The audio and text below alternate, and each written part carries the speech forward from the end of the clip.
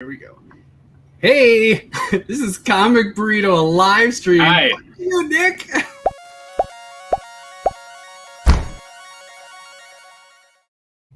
Sneak it in. You can't I'm fuck Nick. it up. I waited a minute. I'm Todd. I'm Cole. I'm Nick. Welcome. This is Comic Burrito, a live stream. I'm Todd. Someone has us in the background. It was me. I already turned the sound down once, but apparently it was on again. Hey, Ignacio. Hey. Hello. Hi, Flash Ray. Hey, Andrew. Hi, Hello. Nick. Hi. Yeah, if we could get 6 more subs. I never asked for subs. That is not our thing. But, man, I really want 6 more subs. Six I want more. that- No, you I want- need 3 more. Are we at 663 now? Yeah. Oh, then I want 3 more. I want 6. Three more. Go.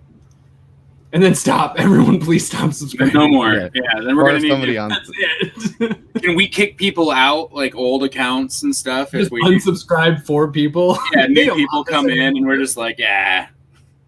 We're like Chaos and Yeah, Comics, Sorry, who's Steve that? Sorry, Steve Hayner. No more Yeah. Comic Burrito. Who's that? Hi, Bearded. Sorry, Bearded. Hey, Bearded. Hey. I made happy- commitments to this Saturday. I don't feel like not being here. We might be talking about Subscribe. one of my favorite number ones that I've ever read before in my life. So I'm still contractual obligations, whatever. Yeah, whatever you want to call it. So I got to play Gloomhaven today for the first time in like 16 months. That's It was- the who does that one? Well, SourcePoint Press does an actual book about it. Okay, but that's right. Yeah, it's, that's right. it's a giant board game. It took a long time to get used to it. It has so many rules. I retired my character, which is kind of cool. That- Really cool. They survived? Yeah, I had to. Well, you never like die. I just had to kill 20 bandits and/or cultists. So And then you retired. yeah, and then Flamelody was no longer more. I've Her only name was played I've played Gloomhaven one time in my life. Yeah, her original name was Flame Lady, but then it turned into, because she's like the mage character, it turned into That's Flamelody at one point. Flamedia. Flamelody. It was Flame Lady. Yeah. It's a thinker. Mhm. Yep. Our group is our team name is the Flaming Hot Cheetos. Mm. I don't really like a those. team name. Do you like Flaming Hot Cheetos? Oh yeah, for sure. I adore them. They're I probably like I like them, but I can't like eat a bag. Team Red Poop right here, man. yeah. I have a bag. If I have a snack at my desk at work, it's Flaming Hot Cheetos. Wow. Nice. Mine's jerky and dried mango. I might yeah, make I'd be some much jerky more. tomorrow. I would much rather have that. Not together though. That's not a great. I don't like the gut rot stuff anymore. If it makes me not feel well, I try to avoid it a little bit. That doesn't give me that. Fritos guy. That never really got me. Flamin' Hot Fritos. My mother-in-law loves My Fritos. favorite Fritos are great. I love Flamin' Hot Munchies. It's the pretzels Yeah. and Cheetos and the And the mix. Doritos too, right? Yeah, and the Doritos. Yep. The Doritos are too hot for me, I feel like, which is weird. Oh, they're to say. more than that. Yeah, I What's think the rolled up ones? The rolled up ones it- are really good. Is it not vegan chaos? Hemorrhoids. Yes, that is Team Red Poo. so. I like that Todd and I both have the color red on our shirts too. Yeah, I know. So- I was going for a theme on, going. I know. And I figured my Get Sad shirt is also perfect for tonight. No reason in particular. It's weird because we're having such a happy topic coming up. Yeah, I mean, we've got the second appearance to like the first, I think, guest we ever had on our show. What? Oh, I was like, that's not true. Gotcha. Yep. You are correct. It is the infamous casserole dish. Which Casserole loosely we dish. recorded a video with this casserole dish that went live in 3 days from today, a year ago. Did you have to promise your wife that you'd put it away this time? She told me just don't break it. That was the only rule. Please, you were like leaving the kitchen, and she's like, "What do you do? Just please don't break it." Just. It was weird when she like, I'm Just taking go. a picture of it to put on Instagram, and she's like, "Why are you taking a picture of a casserole dish?" I was like, An empty "It'll make one, sense too. to the internet." An empty one too. Yeah. I gotta go solve like weird. Most people Instagram it when it's like full of the food you made. Usually, Yeah. that's subverting expectations. But that would require me to make some food today, and I didn't do that. Just fill it with flaming hot Cheetos. Yeah, I don't. They're at Ooh. my desk at work, Yeah, or else I would. I do have. So my flaming wife. hot Cheeto has a crumble on top of like, oh shit. Oh, on the green bean casserole. Like a green bean fucking casserole. That wasn't it was Are you in 3 days or 3 days ago? 3 3 days. days from now will the be a 29th. year from our That Texas Blood video. That was one of our first. That was in the beginnings of this rolling. Us starting to Was get a that, handle. were we doing live then, or was that? In That was June? not live. Well, we were doing yeah, live, yeah. but they were just the disastrous lives of us. Well, like, but we let's still- get we have- drunk we for 4 recorded hours ones. and yell at each other. No, we recorded that one, but we were doing live streams and shit. Right. Yeah. No, that's what it was a recorded one. That's what I was getting at. Yeah, that was. Yeah. Those are good times. That was early on. I So see yeah, it. Hello. it's weird we're talking about That Texas Blood so much. Huh. Strange. Oh shit! You know what? I We read never- this today. I read that today too, which is weird. I like how we play it off all dumb, like it's a bit, but there's like the stream is named, like everyone knows. What are you talking about? And it's not. I didn't make a thumbnail. What are you talking about? Yeah, we're like, oh, it's weird that we keep talking about That Texas Blood, and we just happen to have these books. I've On hand. been doing this bit for months, and you're now just calling it out. Yeah.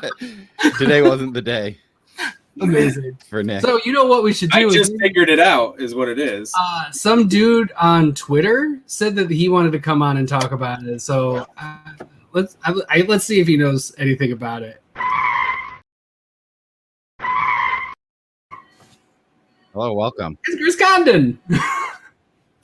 Hey, I just had to come on. I just absolutely really like this book. We're really interested in your fan theories. Yeah. Yeah. I think Joe Bob's Wow. an alien. Did you think that after the first issue that it was going to be a more supernatural book too? No comment. Yeah, I'm we still definitely waiting had for it. we definitely talked about that a lot on our video from a year ago. I was the only steadfast one being like, nah, it's just a fucking dream. This is gonna be a crime drama, guys. Yeah. But we don't know. I mean, Fargo season 2, they just throw aliens exactly. in. And then, whoop, there you go. Yeah. Yeah. Oh, those are good times. So thanks for joining us. Absolutely. You know, I'm gonna just pull back the curtain, everybody. This is Chris Condon, the author and writer of That Texas Blood. It's me. Man, Congratulations. how's it going? Oh, thank you. It's pretty good, yeah. Everything's going well. I'm just happy to be here. I'm happy to be here with you guys, and I'm also happy that that we're seeing the release of issue 7 this coming week. I'm very excited for everybody to read it. Yeah, How long has it been? When did 6? 6 came out in December of 2020. Yeah, it was that's actually supposed to come out in November, and then we got pushed back for. I think we got pushed back on issue 5 because there was a printing error.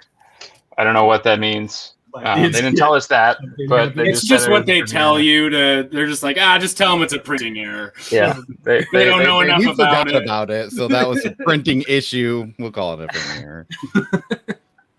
Yeah, he Joe just Bob didn't had hit no pants Control in that P. issue. It was So, wardrobe malfunction. for They had to those redo that it. are uninitiated and somehow didn't hear us talking about it while it was running, do you want to give people a synopsis of what maybe, because the trade is out now, go check that out if you haven't, and then which is perfect because you can grab the trade and then hop on 7 that's about to come out. Do you want to give people like a summary, because obviously volume 1 is going to be different than Right. going forward, but Yeah, volume 2, let's say. Is that what you want me to give a synopsis of? Sure. Why not? Okay. You can go with 1, 2, in case they didn't check it out.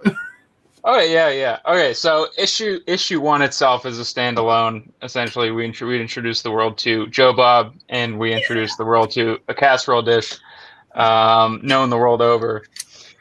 And basically, it's just a day in the life of Joe Bob, and it introduces this place and the people and kind of the pace of this world in which Joe Bob lives in Texas. The first arc, which is issues 2 through 6, is about a character named Randy, and he's actually moved away from Ambrose County, Texas, and he's pulled back in when something bad happens to his brother, and bad things happen. and then in volume 2, let's call it arc 2, starting with issue 7, and it's running through issue 12.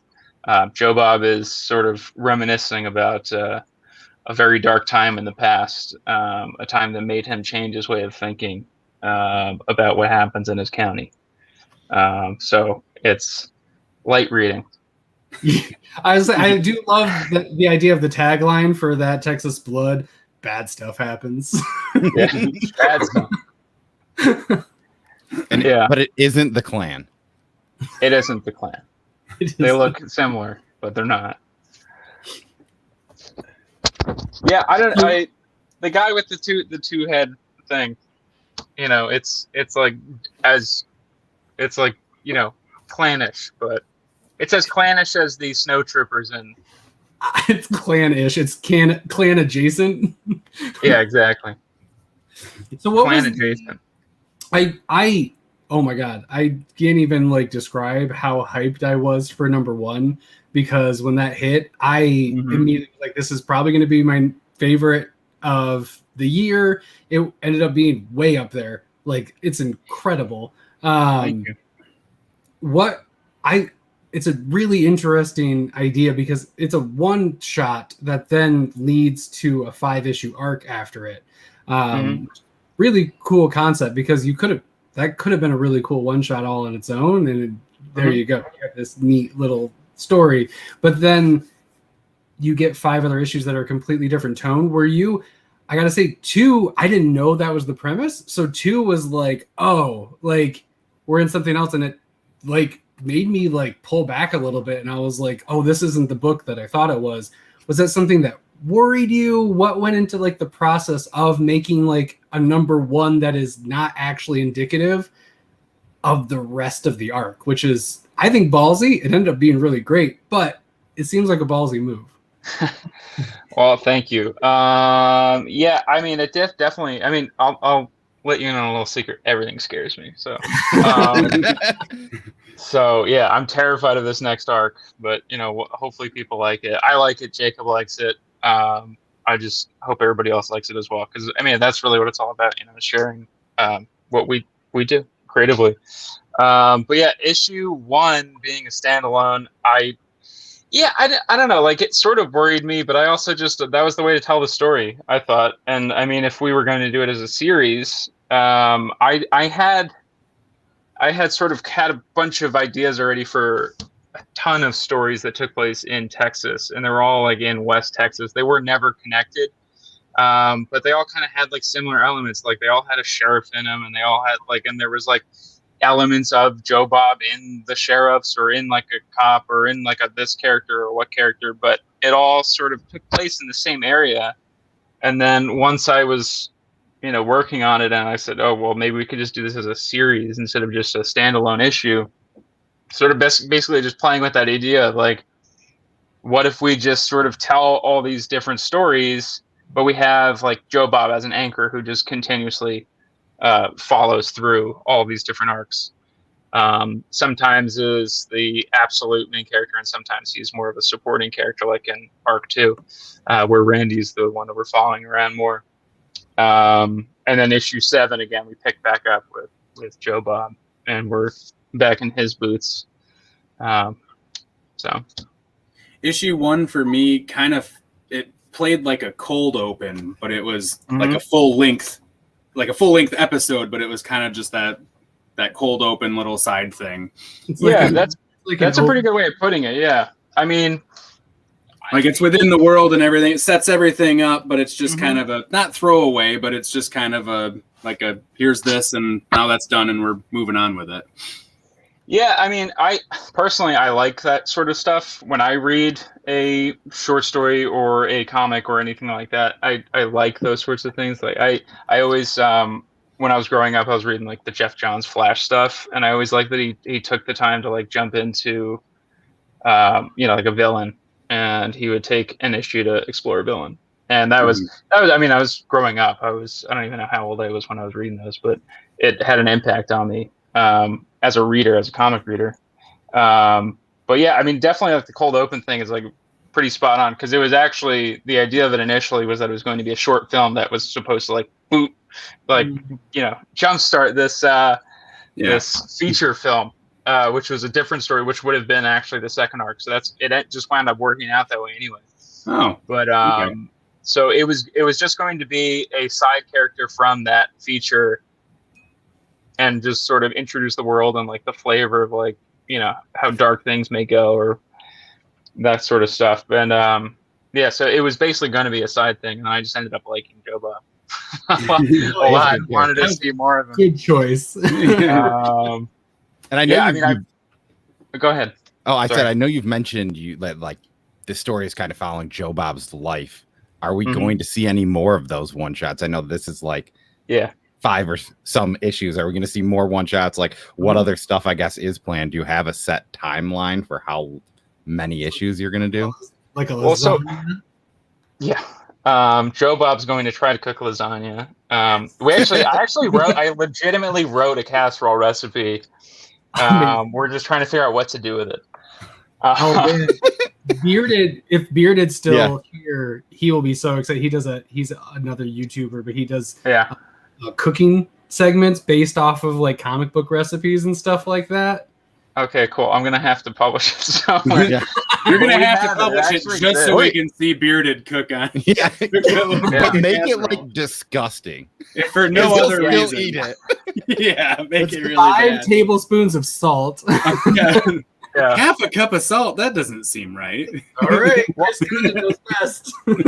So I'm very good friends with a family that lives out in Texas, and so I texted my friend's mom, and I said, I'm looking for a very Texas casserole. What can you point me towards? And sort of whatever she said, I sort of expounded upon that. But it's Some Tex-Mex, something like that. I'm not going to reveal here at this point. We need to. Just one ingredient. we What's the, need to, we need all what's the that. third ingredient? Wine, white wine. There we go. Spoiler alert. You heard it here first. And the first ingredient is a glass. Every time you do an interview from now on, you should drop one ingredient Yeah. for the recipe, so it's an Easter egg, so people can follow along and be like, "Oh, this is it." But don't tell anyone else what you're Yeah. doing. Yeah, no. I'm just going to release a video, and when they decode it, it's just going to say the fire rises.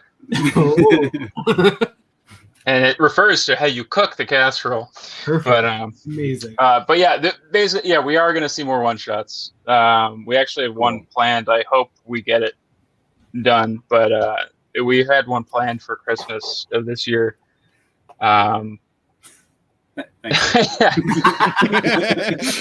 Thanks. No.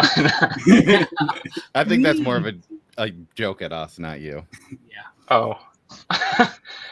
Well, I'm watching and participating. Me too. But yeah, no, the Christmas one, if we get to do it, it's a pretty cool little one shot. I think it's also extremely dark. I don't know why I write this stuff. I wish I knew. That'll come But out it's- around Christmas if you can. I mean, so issue 7 through 12 is coming up from June till November. Should be. Okay. Cool. And then, and then we should have December for the Christmas issue. Amazing. And then I think we may take another break just so Jacob has time to, live a life. Wait, what? Let's see, us get comics to read, or he gets a life. I don't know. Comics. Yeah, I think we'll take a vote. Well, that's also if you guys like issue 7 through 12. So if people hate it, maybe we won't. I mean, but if it's anything like the first arc, I think we'll be all right. I love how dark it is. Is that just something like you were just saying you can't basically help yourself, like just making it dark? I adore it because I love get sad. Like I love to just get ripped open and then on the floor because it's like, oh fuck you, like that hurts so bad, but I love it and I keep reading it. Is that just something you gravitate towards or aim for? Yeah. I mean, I think that it's something that is like extremely relatable. Maybe not like what happens within the issues, but I think that the darkness of their world is very relatable. And I think that has a truth to it. And I think that that's why it rings true for people who read it. And I'm always very happy when I hear that people in Texas like the book and find that it's very much like their experience. Which wait, what? Well, that's one of the things is that I absolutely love Texas. I adore Texas. I'm actually going to Texas. I'm vaccinated and I'm going to Texas on June 30th. So when we release issue 7, I'm actually out of town. And that's it's because I want to go to Texas for the 4th with my buddy who's from out there. But it's also I want to not look at my phone all the time. Get out of your head. Distraction. But yeah, it's Texas is a great place. It has great food, has great people. Why write about West Texas? Well, it's the part of Texas that I know the best because that's where a good friend of mine is from. His parents still live there. I've been there plenty of times and just really loved the area. I just absolutely it's like you step into a place and you just feel like you belong in some ways, and that's how I felt about West Texas. It's definitely got like a weird factor, especially in Marfa, which is around where they live. There's these things called the Marfa lights. I'm not sure if you're familiar, but they're these lights that just appear off in the desert. Oh. I'm hoping that at some point we can have the Ambrose County version of the Marfa lights, but I haven't really worked them into the story yet. But yeah, they're from a place called Fort Davis, very small town in a very small county. And then same thing with Marfa. Marfa is a little bit bigger, but it also small town, not a lot of people. So these people, they really know each other. And I mean, it definitely comes across when you go and visit and you hang out in the streets and, you go to a bar, you go to a restaurant or whatever, and you talk to these people. And yeah, I don't know. It's just something about the people, the way that they tell their stories, the way that they tell you about their life, their daily life, that just, why wouldn't you want to tell their story? They're the kind of people that I think really just exude atmosphere, So that's why, yes. That's like 12 good reasons. Yeah. That's awesome. Were you planning on stopping at any shops while you're down there to do some signings for that book? I don't know if there's any comic shops around. I'm definitely going to look it up. Just show up and just start signing the books. Just take on them out the of shelf. Well, I know Neil Gaiman does that at airports. Oh, yeah, exactly. Yeah, he'll grab his books and sign them and then put them back. And then he'll tweet out, if you're in this airport, go buy American God because I just signed all the copies. And I'm always like 1,200 miles away from wherever he can go, and it makes me sad. Like, Neil Gaiman, why don't you come to the Grand Rapids Airport ever, you butt? No, man. I'm sure we could come up with at least 12 reasons.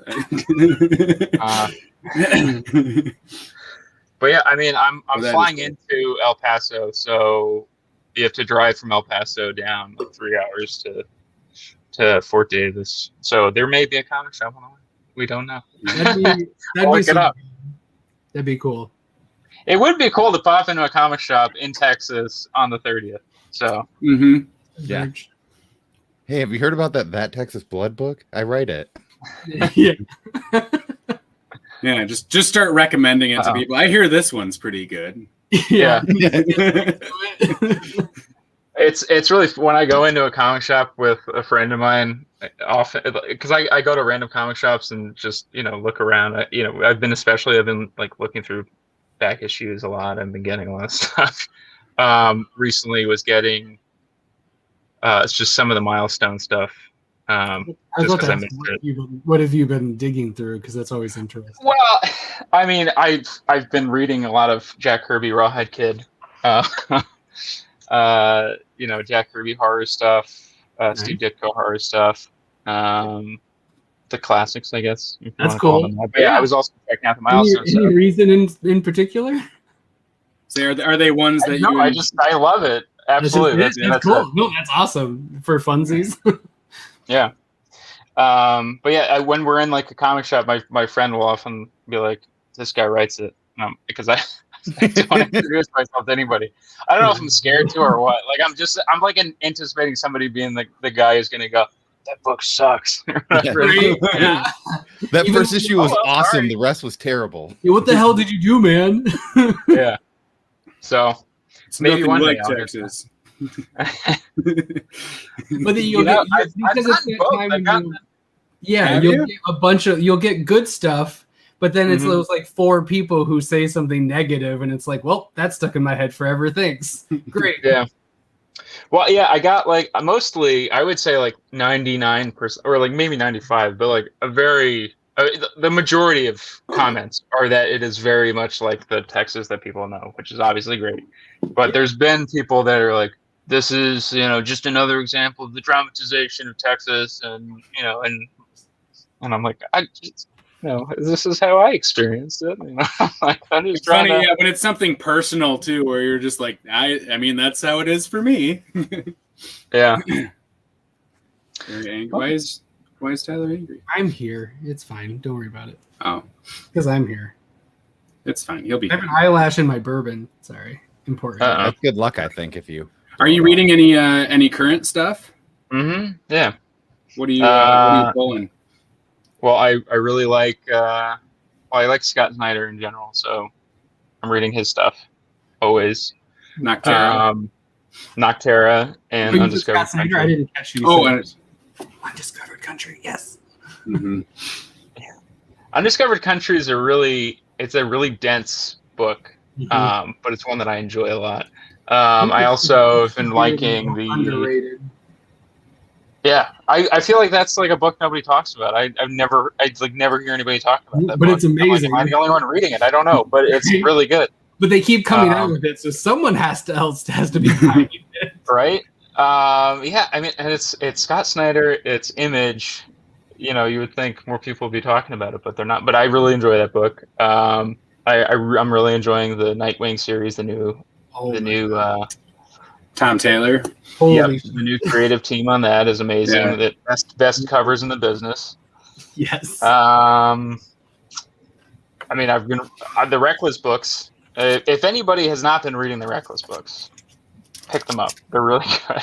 Yeah, I read the first one. I still have not gotten the second one yet, but second one is really cool. It's actually it'd be a good pairing with the new Texas Blood arc. Unintentionally, didn't know that. Yeah, what? It's sort of about That's cool. Unintentional, trust me. Yeah, that's cool.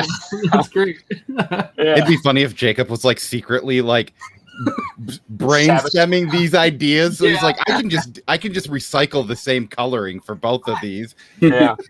Well, I mean, you guys haven't all seen the colors and the artwork in issue 7, but I got to tell you, the work that Jacob is doing on this arc is some of the best work that he's done, I think. And it's pretty amazing because I think that his stuff in 1 through 6 was really good. Yeah, it was. But he somehow pulled it off and got better. And there's a thing in issue 8 that I'm really excited for people to see because it pulls a trick on you in through colors, and I love it. I absolutely love it. So issue 8. You wouldn't happen to be able to show us an example of this in issue 7, would you? I mean, I'll show you the first page. I mean, you can look That's at out these on previews. Yeah. Nice. Yeah, Image always puts up the first 4 pages. I think. And then let me put up. This was also in the previews. Was this stuff? Which, if I could just talk, actually, I would like to talk about this because I think that this is amazing. So Jacob has been doing a thing, and he did it in, I think he did it in Reckless, but he's been. Can you see in this panel? He colors the lights as fingerprint whorls. Oh. So it adds like a layer to it, and it's just when he's coloring, he just decides that this is going to be, a way that I'm going to try to add texture to the page. But it's really unique because it's a crime thing, right? It's a crime book, so it pulls you in. You don't even know that you see it. Right. So yeah, I mean, I'm really blown away by the work in this. So where was that fingerprint? Just as a comic reader, I'm saying it like as a comic reader. Just those little touches. It's when he's smoking the cigarette outside of his house. I see it now. Oh. Mm-hmm. When he wakes up. And I guess for you, like when you take issues like this where they're kind of all set up in different times, like if there's somebody in our chat right now that has not read volume 1, would you say immediately they should go read volume 1? Or do you think that this next arc could be a good starting off point also? Because they kind of are all separate stories, right? Yeah, I mean, I absolutely think that you could pick it up and not know volume 1. I think that it plays fine. I don't think that you need it in terms of where the story is going to take you in this arc.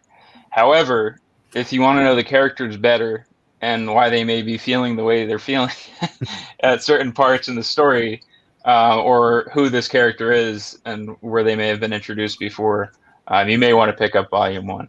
And also, you should pick up volume 1 anyway. You should. It's very good. That's so crazy that you mentioned that. I don't know if I would have ever noticed that. I don't think I would have either. Unless somebody else pointed it out to me. He's just making depth on the light and stuff like that. Mm-hmm. That's super cool. Yeah. Look at that. Honestly, it's not something that you would pick up, but it's there. So it's, if you read things, it's like my favorite thing to do. And I mean, that's all I'm doing basically. I constantly go through this stuff and I'm looking at it. I'm like, okay, what can I? But I'm always looking at my words and okay, how can I change this? Sure. So, but yeah, when I caught that, I sent him a message and I was like, "You're a genius." That's really cool. And then I think I was reading Reckless and I saw that as well and I was like, "Oh my god!" And it's like a weird connection. And there you go. Volume 1 is $9.99. There you go. That is perfect reason to pick up Volume 1 of That Texas Blood. $10. That is $10. Yeah, you can't beat that. I went out and bought it. You could. It could be actually. You could have if you have a pull list, they probably give you a discount. Yep. So there you go. That too. Look at that. You can beat it. Go get it. But it is amazing how well. After 1 to 2, I was concerned about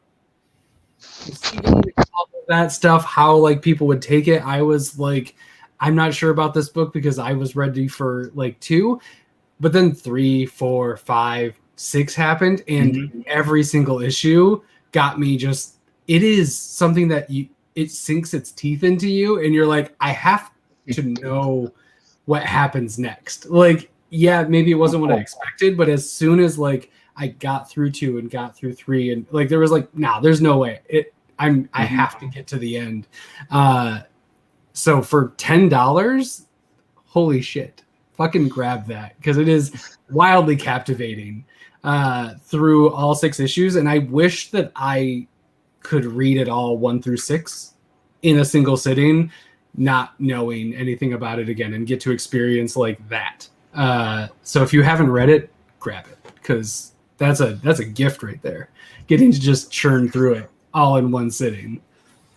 I'm jealous already of whoever hasn't done that. Random strangers on the internet. Yes. Me too. Yes. So what's next? Do you have anything else? We're obviously, we all really like That Texas Blood, so it's it's what we want to hear. What else? Do you have anything else going on, or anything else in your life that you want to talk about? No. I mean, yeah, I have a ton of ideas that I'm working on. I mean, in various mediums too. Last year I wrote a novel last year, so I got that, and I'm just trying to figure out what to do with it. Publish whether it. It's good, I don't know. Self-publish it and get it on that Kindle. I mean, I could do that, but yeah, there's a lot of stuff, and comics also has a very long pre-production life, I guess you could say.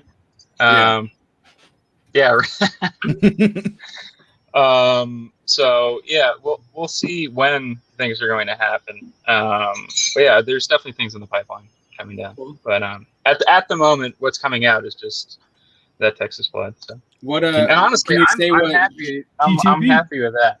Yeah. Because last year, this time, I only had one thing to my name, and it was that Texas Blood #1. Can you say what type of novel it is? Ooh. It is a horror novel. Oh, interesting. Yes. It's it takes place in Iowa, which is where my father's family is from. I spent time there growing up, and basically it has a lot of thematic ties to that Texas Blood, because Iowa has a lot of darkness to it as well. Farming families will know what I'm talking about. There's a lot of tragedy in those areas. There's also, I think, any community like farming communities that sort of they often have a lot of children, and that often begets a lot of tragedy. Oh. And I mean, I know that for my father that was a part of it, so I wanted to play with that in the horror genre. So hey, if you need a proofreader, I got a good email, and I love Well, I need somebody else. I need a friend to read it first and tell me what they think, and then they can. Yeah. So I'm just waiting for that person. You need a third party. I love to edit into proofread. Well, starting tomorrow, we're going to call you friend of the show. So at that point, Todd's loosely your friend. So I'm honored. I am honored to be a friend of the show. So the real question: anytime I'm on Twitter and I see a burrito fly by, I'm like, I love these guys. Did you make a soundtrack for your novel? No, I didn't. I may. I mean, let's get into those. There's definitely some songs in it that I do mention, so that's actually an interesting thing. I hadn't really thought of mentioning for the novel, but yeah, I mean, definitely that's throw one Slipknot song on there if it's exactly. But yeah, that's actually the reason I started putting the playlist on in the comics was because of a novelist, actually. It was Michael Chabon, who was a writer. He wrote The Amazing Adventures of Cavalier and Clay and Gibbs Police Continuum.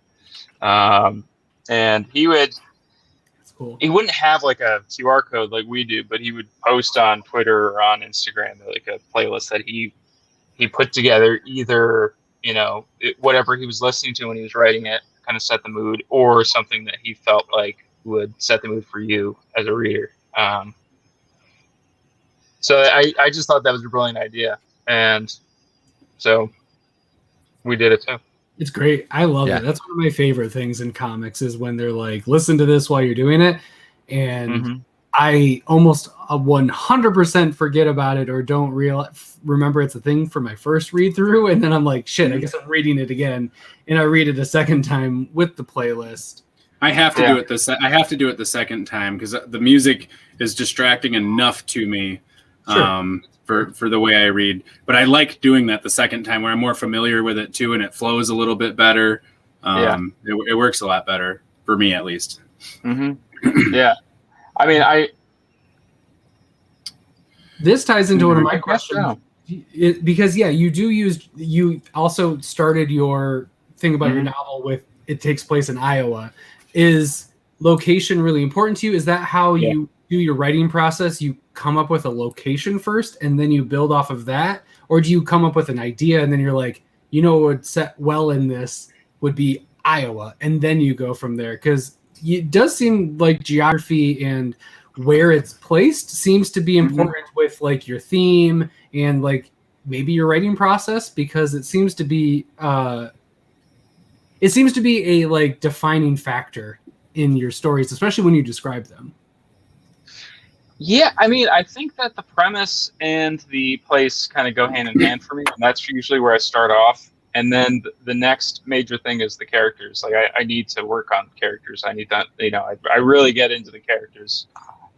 In the next arc, we have back matter that really dives into who some characters are. And yeah, I mean, the premise and the location go hand in hand for me. I'm working on another story that takes place in Texas, but it's in East Texas. And there's obviously reasons why you choose specific parts of Texas. Chose Iowa because, and also I chose Iowa for a horror story because one of the last times that I was there, I was on my cousin's farm and I was staying with them for the night. And yeah, that's a comment from earlier. Yeah, that was earlier.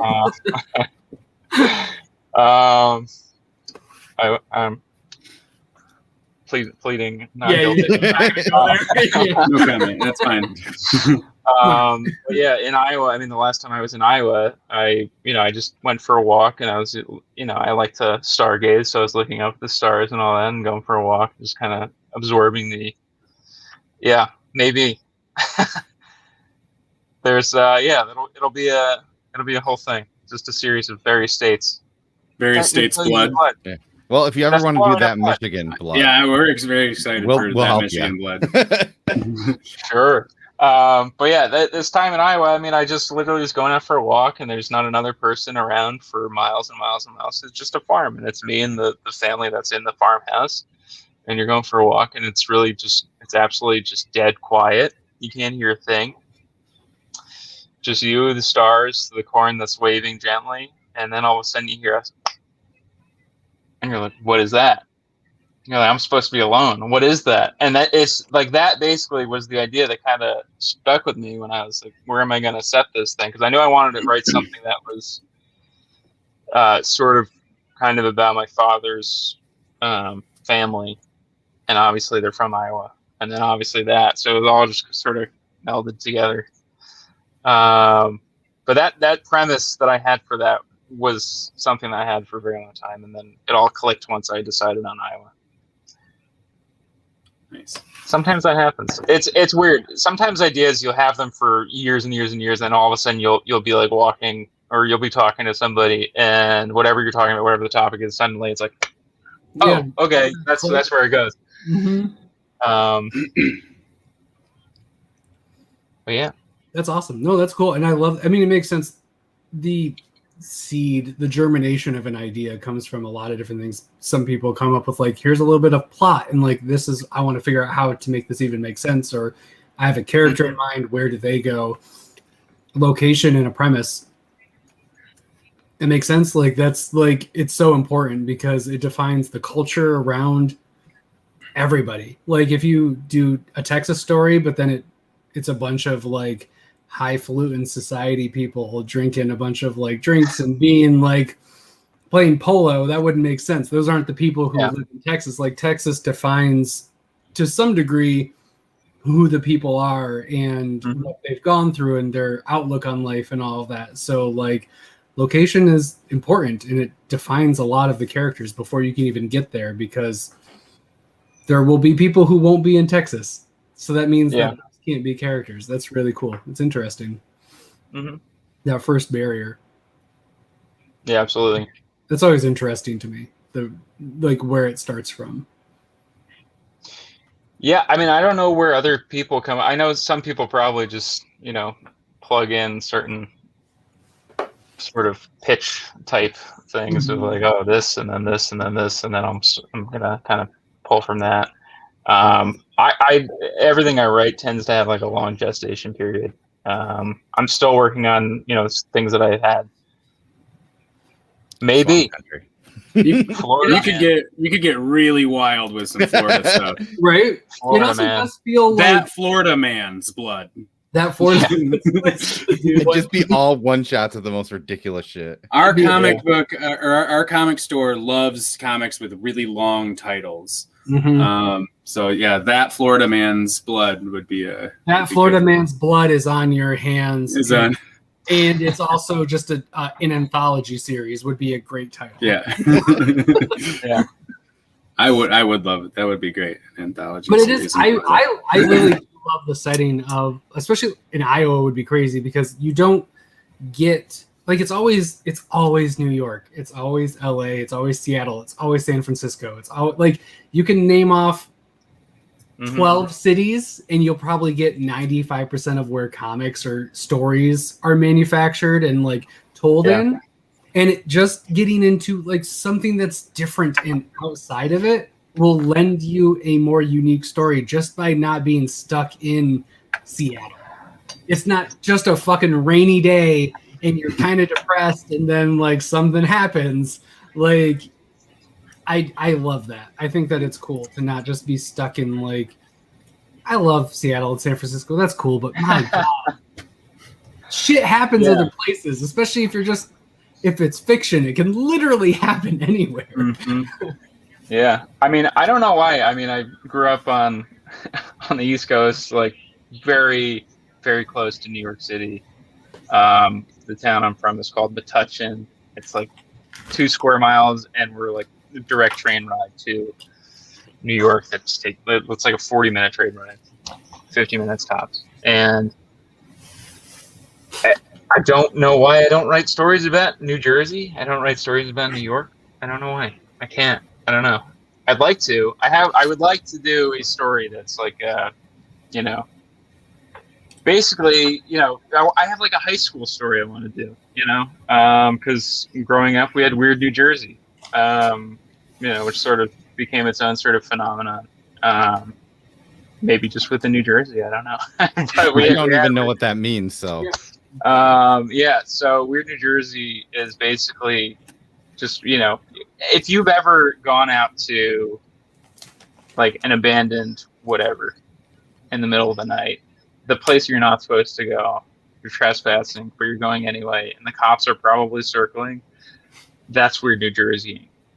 So I really want to do a story about that because that was basically my experience growing up was doing these things and then running into the cops, and the cops are like, "There's nothing back there.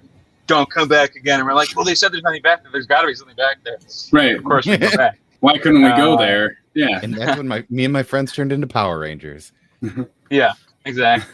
I think you muted yourself. But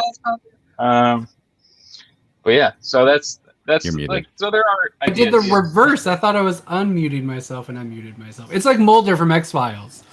They're trying to keep me from being over there, so I gotta fucking go over there because some shit's over there. That's great. Also, Chaos, you're killing it with brand new. Apparently, instead of changing the location, maybe you should change the bodily substance. The bodily fluid. So you can figure out what's happening in the chat. I wasn't going to give him any more attention, but it's too late now. I think I might have to use a pseudonym for that book. Yes. That Texas shit. That might. You don't want to know what happens in that room. It's all one shots based out of outhouses. Texas it's like outhouse.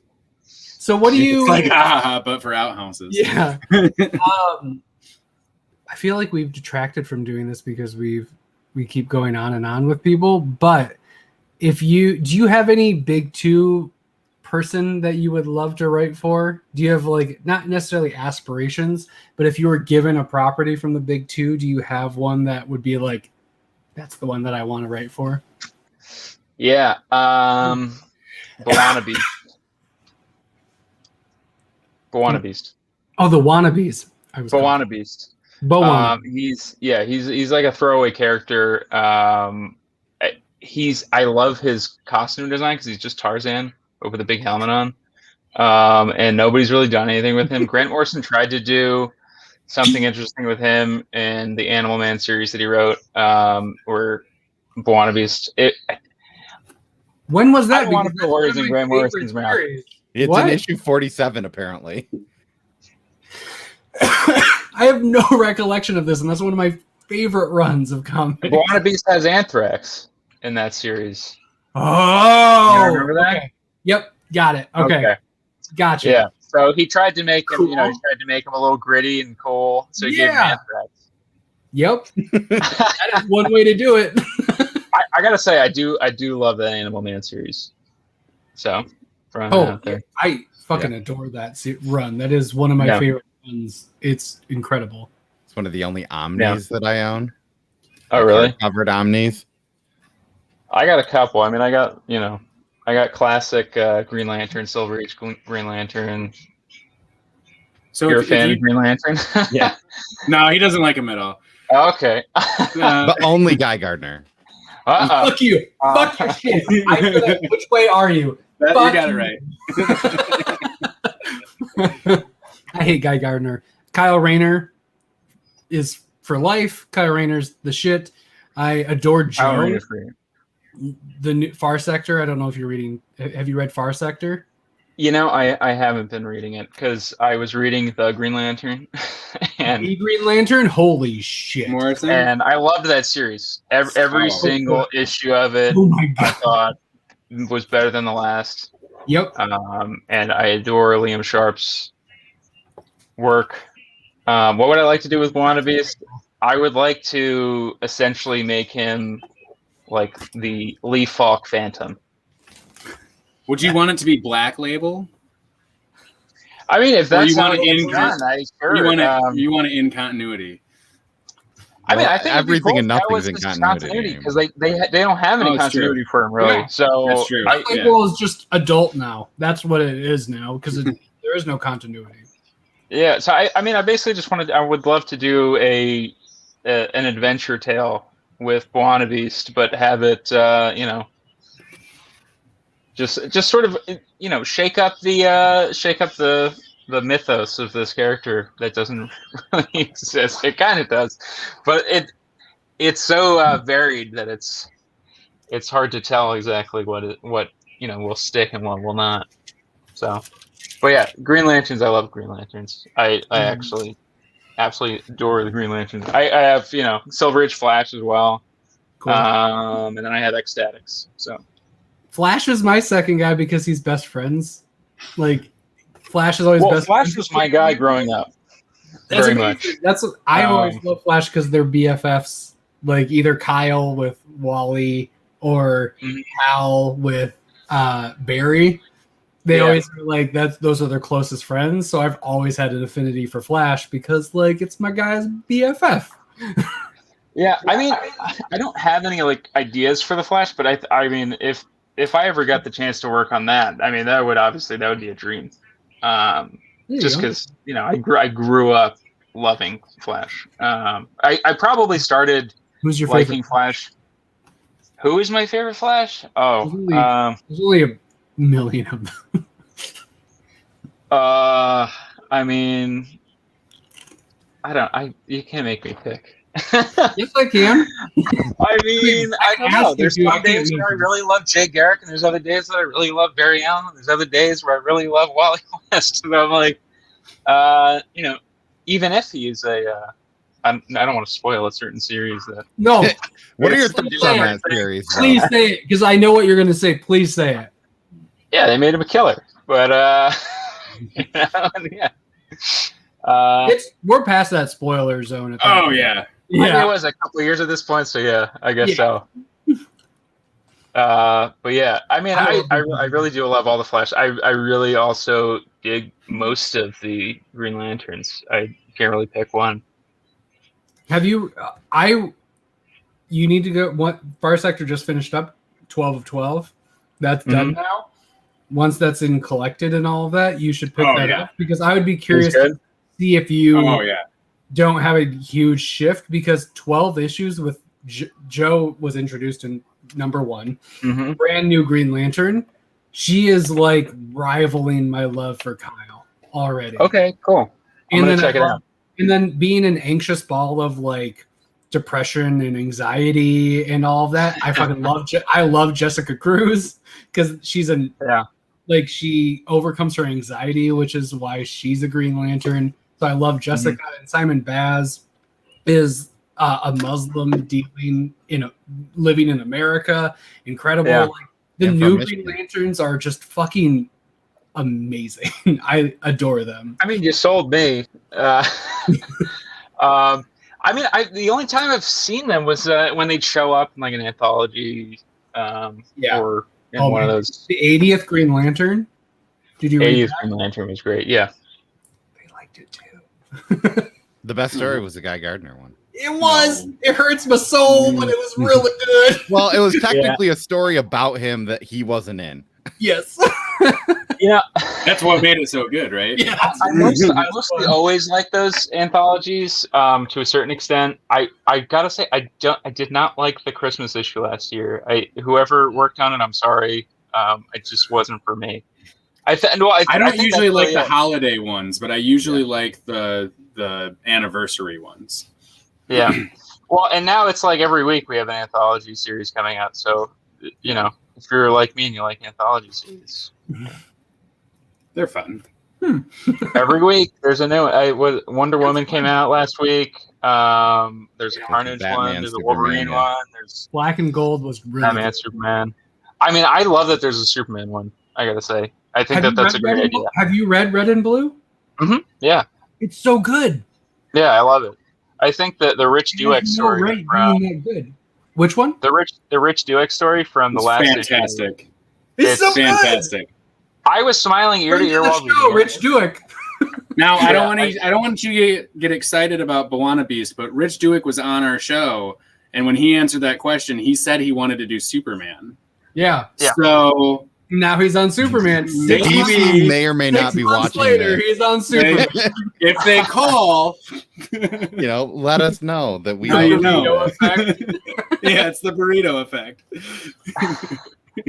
We operate off of The Secret, where you just put it out there, no one's listening, but you just really. Oh, this is The Secret. Yeah.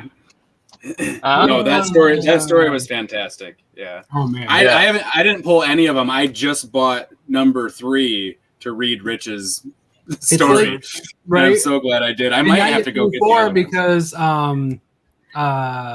who is it? Oh my God. Dead Earth. Wonder Woman, Dead Earth. Daniel Warren Johnson. Daniel Warren Johnson. Yeah, he's so I will have to get 4. You are correct. I do have to get number 4 also. And then it's Zdarsky in Batman Black and White. It's these guys that I'm just like, you're gonna make me keep reading this because I really love this. I mean, just to go back real quick to the Rich Dueck story, I just want to say that I was literally smiling ear to ear while reading it, which I mean. It just felt like Superman, and I messaged Rick immediately and just said, "This is Superman," just in caps, and that was what I said to him when I read it. Which I don't know. I hope they give him a series at some point. See, I think they would kill it. I really do. Oh, good. I don't want to jinx anything, but I would love to read a Rich Dueck Superman. No, he showed how he can make Superman because. My issue with Superman is always the problems that are in front of him can be easily solved by his immense power and everything. That is a story about how it doesn't matter how powerful or how hard he can punch or anything.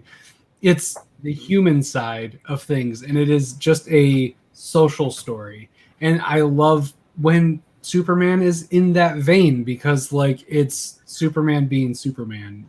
Because he's cool because of who he is, not because of what he can do. And that's the best way to do Superman because, my God, he can pull a planet. That tone is completely different than Rich's other stuff, too. Oh, yeah. It's wildly different. Yeah. Well, that too, yeah. There are no cannibals in it? Yeah, nobody was eating. Superman wasn't eating anyone. Nobody's mouth was in a different place than it should have been.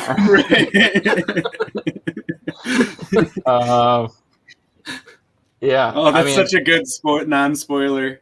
Yeah. Yeah. Those 2 series that he wrote, by the way, Road of Bones, Sea of Sorrows. Can we just talk about Rich Dueck for the rest of the time? Let's do it because they're amazing. Both of those are incredible. Yeah. I just wanted to say, I mean, that's absolutely, you're right. That is what makes Superman great. And that's, one of my all-time favorite Superman stories is All-Star Superman, I think 8, which is All-Star Superman. I like Grant Morrison, if you can't tell. No, me too. So I'm like, yeah, that's my only favorite Superman. I mean, so that issue is the one with Crypto on the front cover, and they're at the gravesite of Pa Kent, and I think that is the quintessential Superman moment, because it does what any Superman story should do, which is that you make him human, even though he's an alien.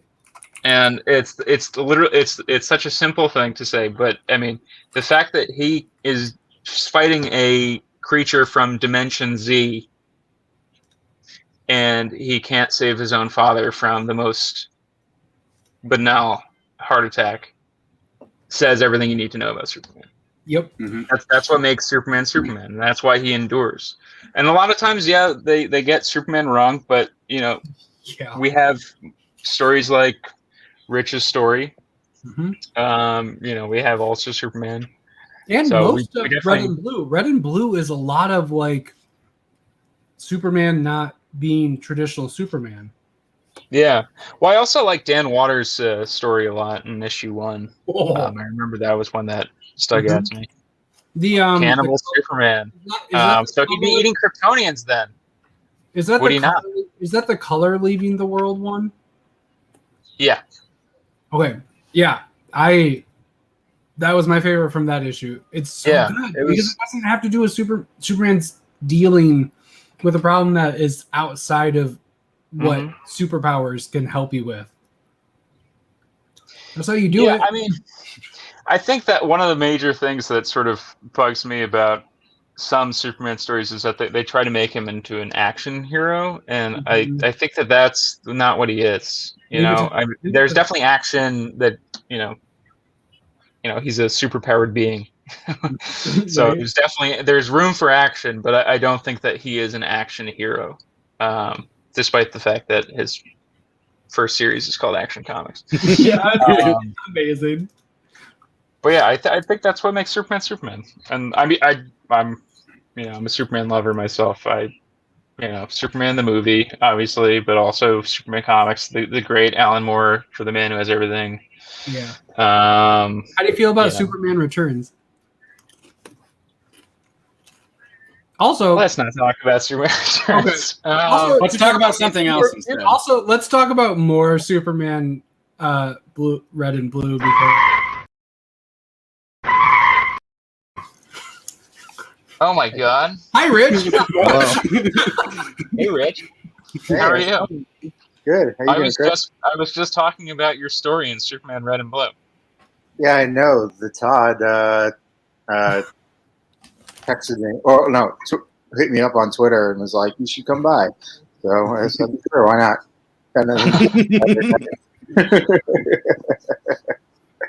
Well, I'm glad that you're here. So I'll reiterate. I mean, I really think that your story was one of the best Superman stories that I've read in years.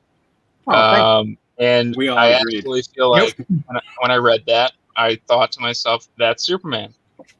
I felt like I felt when I first saw Superman the movie. Oh wow, that's awesome. Man. Thank you. It's like, I mean that's I mean that's kind of what I was hoping for. So I really appreciate that. Oh, hey, Nick did it too. Hey. And that's the JRJR cover, I believe, right? I was a little disappointed. I didn't know that the Beta Ray Bill variant was out there. Maybe my shop didn't have it anyways, but I would have grabbed that cover instead. But this one's still good. Oh, really good. I like that a lot. But I like that smash move. Do you want to talk about where that came from at all? Because we were talking about how when you were on the show, we asked you what we asked Chris, if you got to write any big 2, what would it be? And you said Superman, and now Nick and I and all of us are talking about your story in a Superman book. Yeah, that's pretty awesome. It is. It is. It's really awesome. It's, you know, it was, you know, it was Jamie Rich who recently left DC, but he was the Superman group editor, and I've been kind of friendly with him for a number of years back from when he was running Vertigo. That's when I started kind of emailing him my stuff, because at the time I was hoping to get a Vertigo book, but you know, we just stayed in touch over the years. And then when he got the Superman gig, I just sort of emailed him saying, "Hey, congrats! I love Superman. Have an idea for a story if you ever want to hear it." And then, you know, it still took a little while, but he was like, "What is it?"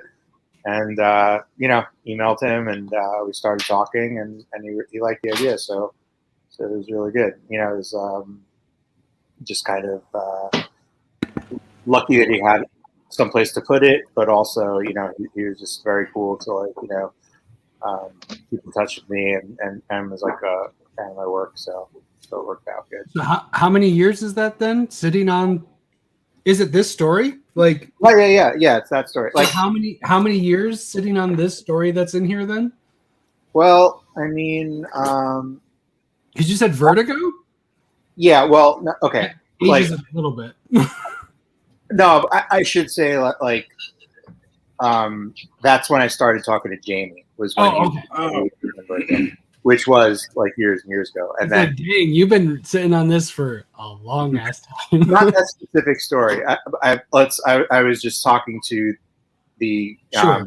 You know, the guy who's editing, who, you know, for a number of years. This story, first had the idea like probably like, I want to say like 2-3 years ago, and I wasn't, you know, I didn't really have like an idea. Like I was sort of like in my head when I originally had the idea, I was like, well, this could be like a one shot. This could be a, you know, storyline. Like I didn't really have like a specific length in mind. But when I pitched it to him, he was basically like, well, you know, if you want to write this as an issue, like we could keep it on file and it might never come out, which is what they call an inventory issue.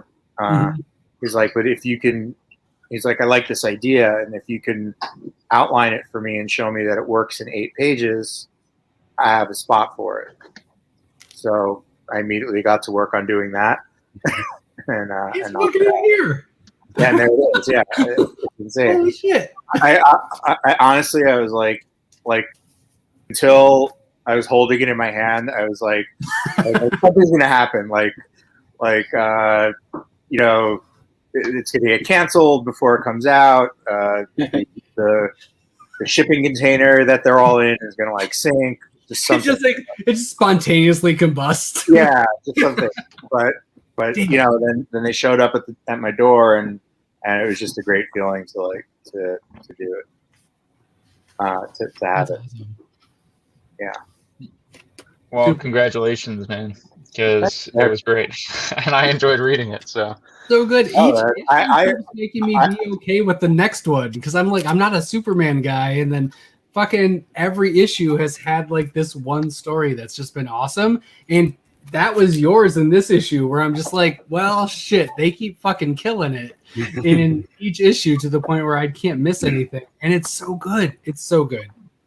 Yeah, I mean, the great thing about the red and blue thing and the format is that, you know, you could really kind of tell your own story, like, you know, how I see Superman. That's how I see Superman. You know, and there is a lot of like the Christopher Reeve like DNA in there, because that's my Superman. You know, so so I didn't have to worry about whether Lex Luthor is part Martian taking over the universe at this time, whether Brainiac is, you know, odd or in the negative zone or whatever it is. Like, I didn't have to worry about any of that stuff.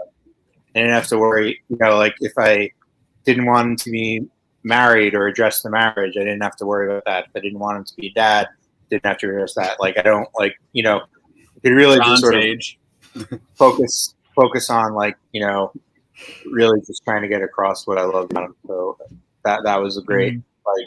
I think that's like one of the major strengths of the book, like of these, and even like beyond the Superman, like Batman Black and White and Wolverine. When it's like they're all like you can really just sort of do like a pure take on the character. It's almost like continuity is bad for comics overall, and not just letting the creative players do what's when it's nailed. It's fantastic, but it. Sure, it just complicates things, you know. But it's you could do that for a short period where it's like all of these books are tied into the same story, and then as soon as it's done, it's like then they go back to their corners of the universe and have their own stories and all that. It's almost like that's better. But you know, that's crazy talk. But Batman has so many years of continuity that if you don't include it, how is it good? Oh my god. That 1980s run really needs to be like taken into consideration for today. Well, I've heard stories where, you know, like if, you know, like a writer or an artist or something, they get like one little detail wrong. And then, I mean, you know, it used to be in the old days, like somebody would write into like the letter column being like, you know, you had Spider-Man, you know, speaking to, you know, this guy, but that guy's been dead for, you know, that guy died like 10 years ago, man. You know, and now with Twitter, it's like instant negative feedback, you know, for like everything. So. Instant negativity. And they don't even give out no prizes anymore, so it's like, you know, you don't have anybody defending it. Every prize is a no prize. Thank you for joining us, Rich. Cole, I believe, has a very important question for Chris right now. You stick around because you should listen to this because it is groundbreaking. But I believe Cole probably has a very important question for Chris. So, Chris, this is the most important question we're going to ask you all night. If you were to make the perfect burrito, what are the ingredients you're putting inside of it?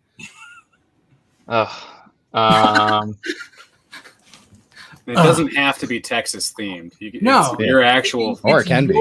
It can be. Burrito. It doesn't have to be. It's not like this is your burrito. I took a minute to think about this one too, Chris. Yeah, you can take a minute. Yeah, I mean, Todd will fix this in post. No one will see that you had any issues. We can just sit here for hours. It's fine.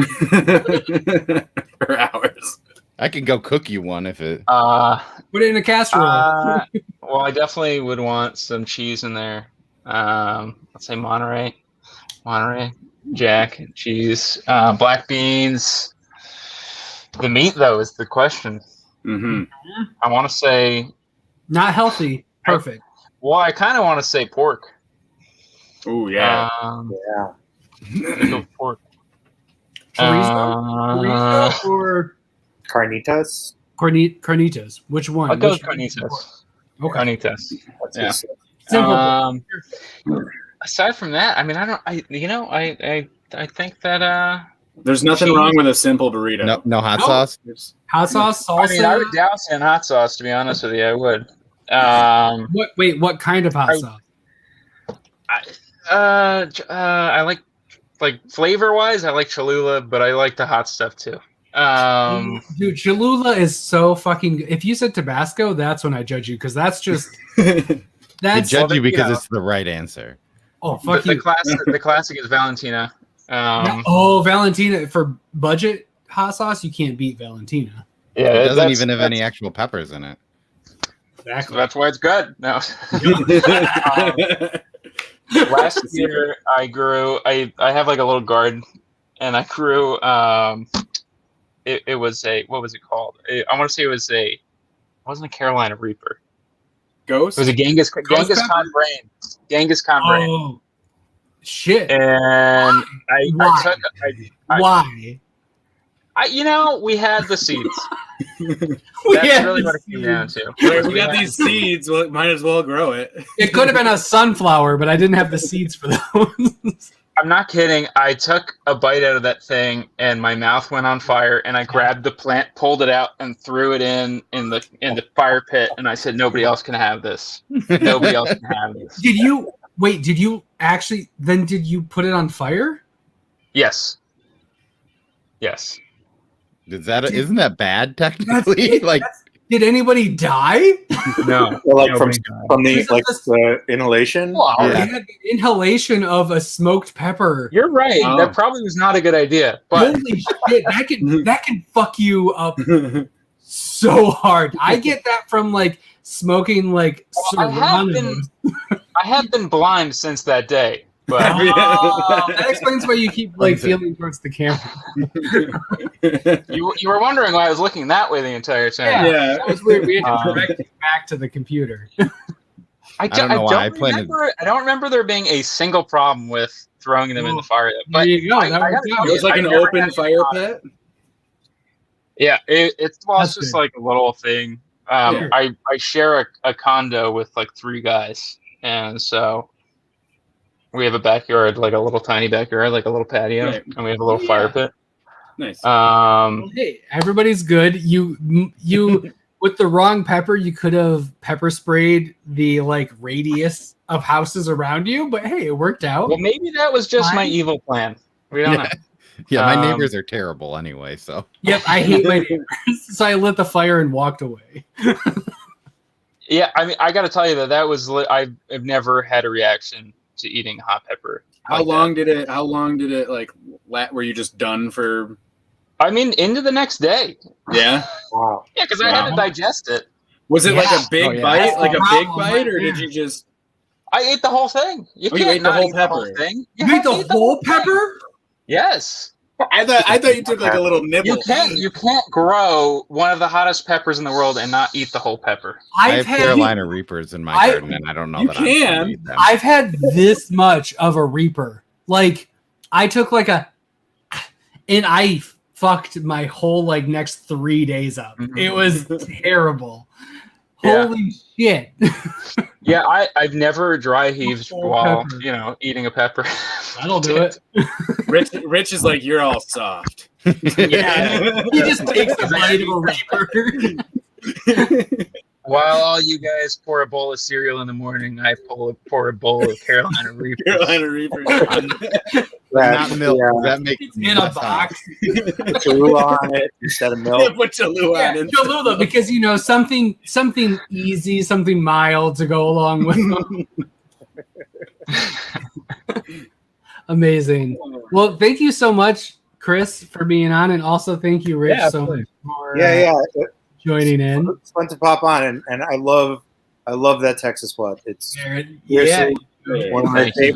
one of my favorite like new series that I picked up in the last year. So why do you love it? So as I'd usually be like, hey Chris, do you want to like plug one last time? But Rich, do you want to plug that Texas Blood for Chris real quick before we sign off?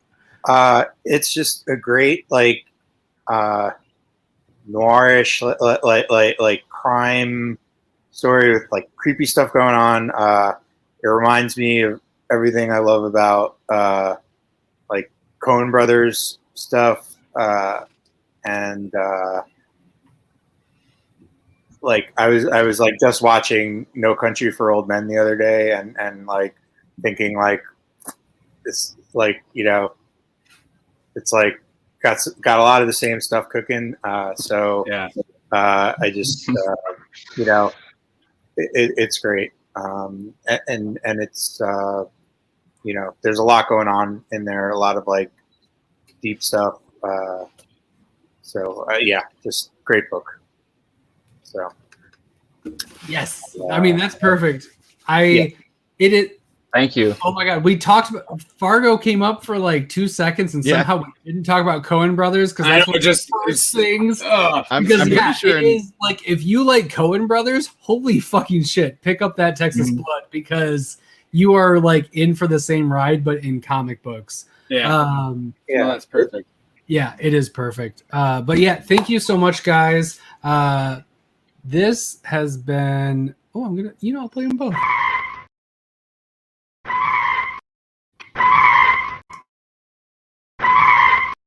Got an old school one with that one. This has been Comic Burrito.